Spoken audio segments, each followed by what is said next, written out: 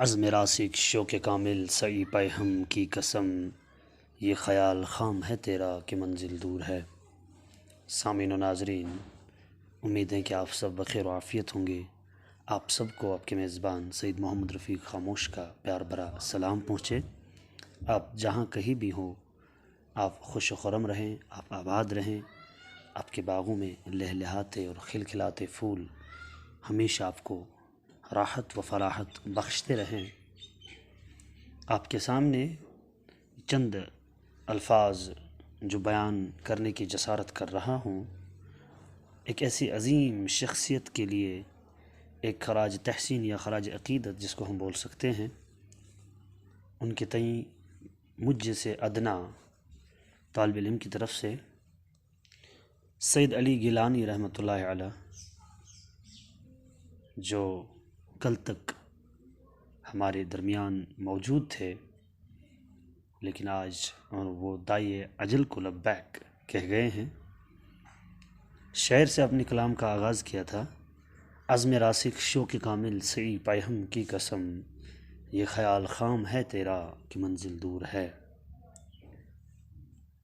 بالکل ہماری لازوال میراث، ایک دور اندیش شخصیت، ایک مکمل نظریہ، کئی کتابوں کے مصنف، تحریک اسلامی کے صحیح وفادار، انسانیت کے شاہکار، بنیان مرصوص جیسی شخصیت، یعنی کہ ایک سیسا پلائی ہوئی دیوار کی طرح ڈٹے رہنے والی شخصیت، مظلوموں کی آواز، ایک ہمگیر شخصیت، مرد کلندر، داعی اجل کو لبیک کہہ چکے ہیں۔ تحریک اسلامی کے جہاں کئی سپہ سالار آج تک ظلم، جارحیت اور بربریت کے شکار ہوتے آ رہے ہیں، انہی میں سے سید علی گیلانی رحمۃ اللہ علیہ بھی ایک ایسی دیوار کی طرح ہے، یا ایک ایسے شخص کی طرح ہے جن کے بغیر تحریک اسلامی کا سفر پھیکا لگ جاتا ہے، یعنی مکمل نہیں ہے۔ تحریک اسلامی، جہاں تحریک اسلامی کی بات ہو، کشمیر کے تاریخ یا کشمیر کے پس منظر یا پیش منظر کے حوالے سے، وہاں پہ تحریک اسلامی کے بانی کار سید علی گیلانی رحمۃ اللہ علیہ صف اول میں شامل ہے۔ جمعرات کی شب، یکم ستمبر 2021، محترم سید علی گیلانی رحمۃ اللہ علیہ اس دنیا کو چھوڑ کے چلے گئے ہیں۔ جہاں اس وقت آہ و فغاں ہر طرف سے سنائی دے رہا ہے، ہر ایک آنکھ نم ہے، وہی ستم ظریفی یہ ہے کہ اس بکھرے اور اجڑے ہوئے قوم کے ارباب اقتدار ان حالات میں بھی انٹرنیٹ کی سہولتوں سے عوام کو منقطع کیا گیا ہے۔ انٹرنیٹ سہولیات منقطع کی گئی ہیں۔ اس کا وجہ یہی ہے، جہاں پر یہ بات جو ہے، میری جو بات ہے، یہ کسی نظریے کی نہیں ہے، بلکہ یہ اپنی بات ہے، یہ کسی ایجنسی کی بات نہیں، بلکہ یہ دل کی بات ہے۔ وہ یہ ہے کہ ان چند لمحات میں، جن چند لمحات میں انٹرنیٹ کی سہولیت سے یا ایک دوسرے کے ساتھ بات کرنے کی سہولیت سے ہم محروم ہو جاتے ہیں، ان لمحوں میں ہمیں اس چیز کا ثبوت مل جاتا ہے، یا ہمیں اس چیز کا احساس ہو جاتا ہے کہ ہم آزاد نہیں ہیں۔ یہ ایک مسلمہ حقیقت ہے کہ جب بھی کشمیر میں کوئی اس نوعیت کا واقعہ پیش آتا ہو، یا کسی بھی حریت پسند یا کسی بھی صحیح مسلمان یا کسی بھی جو شخصیت ایسی ہوگی جس کا تعلق قرآن سے ہوگا، ایسی شخص کی وفات یا ایسے شخص کے بارے میں کوئی کھجاتی ہے، تو بیک وقت انٹرنیٹ سہولات سے کشمیر کو محروم کیا جاتا ہے۔ یہ دکھانے کے لیے، یہ شاید یہ چیز ذہن میں رکھتے ہوئے ہمارے ارباب اقتدار یہ حرکتیں کرتے ہیں، تاکہ جو باہر کی دنیا ہے ان کو اس چیز کا علم نہ چلے کہ what's happening in Kashmir, Kashmir میں کیا ہو رہا ہے۔ لیکن میرے خیال سے یہ ان کی سب سے بڑی بھول ہوگی، کیونکہ اگر کہیں پانی کی جو پائپ ہوتی ہے وہ پھٹ جاتی ہے، ہم اس کو دبانے کی جتنی کوشش کریں، یا ایک اور ایگزامپل سپرنگ جس کو ہم کہتے ہیں، جو پین میں ہوتی ہے، قلم میں ہوتی ہے، جتنا اس کو دبائیں گے اتنا وہ ابھرے گا۔ اسی طرح سے کلمہ حق کو جتنا دبایا جائے گا اتنا یہ زیادہ ابھرے گا، اتنے اس کی زیادہ شاخیں ہوں گی۔ کلمۃ طیبہ اور کلمہ خبیثہ کی مثال قرآن بھی سمجھاتا ہے۔ کلمہ طیبہ کی بہترین اطلاق جو ہے، جنہوں نے اپنے آپ پر اپنی پوری زندگی میں اپنی صلاحیتوں کو ناکارہ بنانا برداشت کیا، اپنی بیٹیوں کی شادیوں سے دور رہے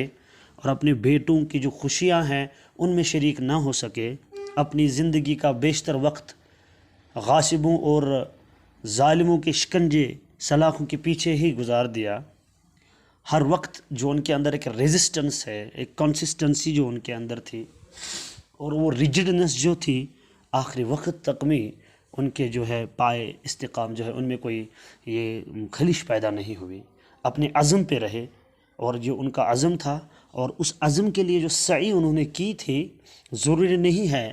کہ پتھر کے پہلے وار سے، ہتھوڑے کے پہلے وار سے ہی پتھر ٹوٹے، لیکن وہ چھٹے وار سے ٹوٹے، پانچویں وار سے پتھر پھٹ جائے، لیکن اس کا بالکل یہ قطعی مطلب یہ نہیں کہ پہلا وار جو ہے وہ رائے گاں ہو گیا۔ مطلب کہنے کا یہ ہے کہ انشاءاللہ نوید صبح جو ہے، جو اس کے منتظر تھے، اس پر ایک شعر، اپنا ایک شعر ان کی نظر کر دوں۔ بکتی رہی بازار میں باتیں کسی کی، کٹتی رہی غموں میں راتیں کسی کی، وہ نوید صبح کا منتظر سا ہو گیا تھا، اسی طرح کٹ گئی راتیں کسی کی، اسی طرح کٹ گئی ساعتیں کسی کی۔ یہی ہے محترم سید علی گیلانی صاحب۔ بہرحال مختصراً زیادہ باتیں نہ کرتے ہوئے اس پر اکتفا کرتا ہوں کہ ایک ایسی شخص جو سارے شہر کو ویراں کر گیا، بچھڑا کچھ اس طرح کے سارے شہر کو ویراں کر گیا، بچھڑا کچھ اس طرح کے رت ہی بدل دی، ایک شخص سارے شہر کو ویراں کر گیا۔ اللہ تبارک و تعالیٰ کی بارگاہ میں دعا ہے کہ وہ ان کی علمی خدمات کو، تحریکی خدمات کو قبول فرمائے، اور آنے والی جو نوجوان پود ہے ان کو محترم سید علی گیلانی رحمۃ اللہ علیہ کا تعارف بخشے، اور ان کے اسلوب اور ان کے افکار کو ہم جہاں تک ہو سکے، ممکن ہو سکے، آگے بڑھانے کی اپنی حیثیت کے حساب سے کوشش کریں۔ دیکھیے جی، یہ جو باتیں میں کر رہا ہوں یہ بالکل ڈھنکے کی چوٹ پر ہے، جو بالکل سچائی ہے۔ اب اس کے بعد نتیجہ کیا ہونے والا ہوگا، کیا نہیں ہوگا، مگر جو اہل علم ہوں گے، جو اہل ذوق ہوں گے، جو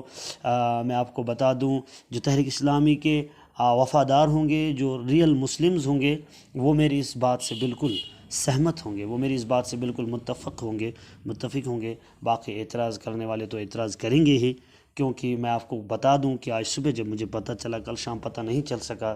دیری کی وجہ سے میں سو گیا تھا، پتہ نہیں چلا، تب سے دل کے اندر ایک عجیب قسم کی بے قراری اور بے چینی نے جنم لیا ہے، جب سے یہ سننے میں آیا ہے کہ سید علی گیلانی مرحوم اپنی آنکھیں جو ہے بند کر چکے ہیں اور منتقل ہو چکے ہیں، داعی اجل کو لبیک کہہ چکے ہیں، اور اس کے بعد جو ہے کشمیر میں کیا حالات ہیں، کیا نہیں ہیں، اس سے بھی ہمیں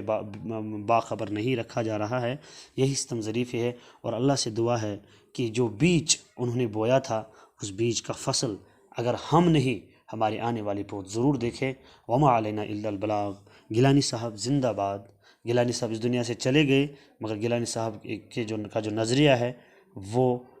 تا دم مرگ، تا دم قیامت انشاءاللہ العزیز زندہ ہوگا، کیونکہ وَلَلْآخِرَةُ خَيْرٌ لَكَ مِنَ الْأُولَىٰ، آنے والا وقت حال کے